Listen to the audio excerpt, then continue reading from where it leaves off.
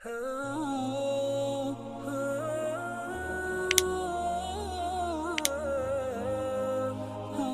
Canterbury merasa terpanggil untuk memeluk Islam dan menjadi Muslim setelah serangan di masjid di Christchurch, Selandia Baru. Imam Nizamul Haq Tanfi dari Asosiasi Muslim Internasional Selandia Baru mengatakan, dalam beberapa pekan setelah serangan itu, 3 hingga 5 orang setiap hari telah menjadi Muslim di sebuah masjid di Wellington. Di Manawatu, Ketua Asosiasi Muslim setempat, Zulfikar Buton, telah bertemu dengan 6 mualaf. Informasinya di sana telah lebih banyak lagi mualaf. Di Otago, mereka kehabisan bahan dan sedang merencanakan hari lain. Sementara, Masjid Auckland juga melaporkan lebih banyak pengunjung. Artikel ini dipublikasikan laman RNZ pada Agustus 2019. Saya selalu mencari tempat untuk saya dan menyesuaikan diri karena saya tidak pernah benar-benar cocok dimanapun, kata Megan Lovelady yang berusia 22 tahun. Megan sekarang secara teratur menghadiri Masjid Al-Nur, salah satu dari 2 lokasi masjid yang diserangan pada Maret 2019.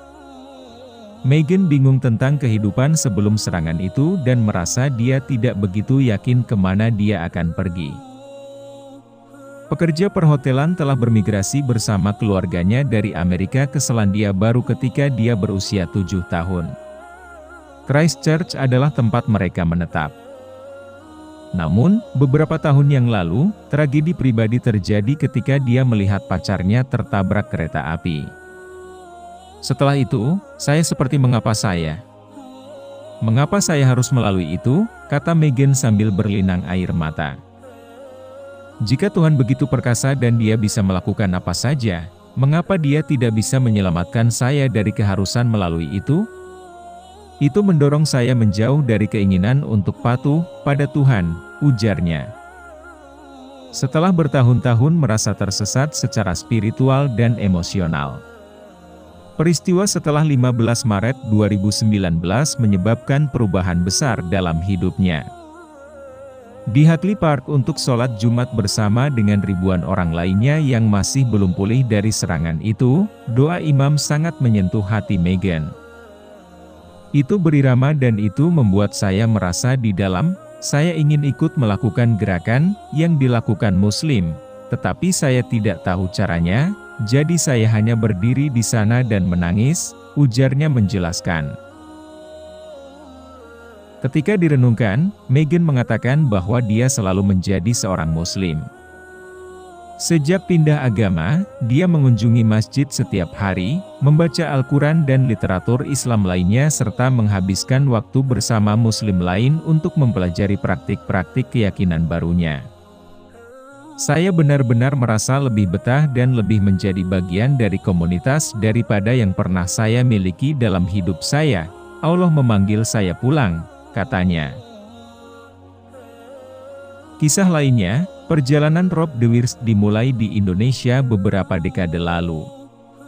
Saya memiliki celah, kekosongan, spiritual, saya memang pergi ke gereja, tetapi tampaknya tidak memenuhi celah itu, ujarnya menjelaskan. Dia tinggal di Sumbawa bersama Muslim, termasuk calon istrinya, ketika dia terkesan dengan cara hidup mereka. Rob dibesarkan di wilayah Waikato dan sebagai pemuda, bergabung dengan Badan Amal Pembangunan Internasional. Insinyur sipil dikirim untuk ditugaskan dan bekerja untuk meningkatkan akses terhadap air di daerah terpencil. Ketika saya di Indonesia dan pergi ke proyek di Sumbawa, saya bertemu dengan seorang pria bernama Anjung. Hal yang membuatku takjub tentang Anjung adalah kesabarannya. Dia tenang dan banyak hal terjadi begitu saja. Anjung memiliki aura yang luar biasa tentang dirinya sendiri, katanya. Mungkin penghalang terbesar adalah masa kecil saya dan citra yang saya miliki tentang Islam adalah orang-orang liar yang membajak pesawat dan selalu meledakkan segalanya, ujarnya. Itu memiliki dampak negatif yang sangat besar pada saya dan ketika saya pergi ke Indonesia, itu adalah citra utama yang saya miliki tentang Islam, kata Rob. Rob dan istrinya memiliki 4 anak di Indonesia dan akhirnya menetap di Selandia Baru pada 1997.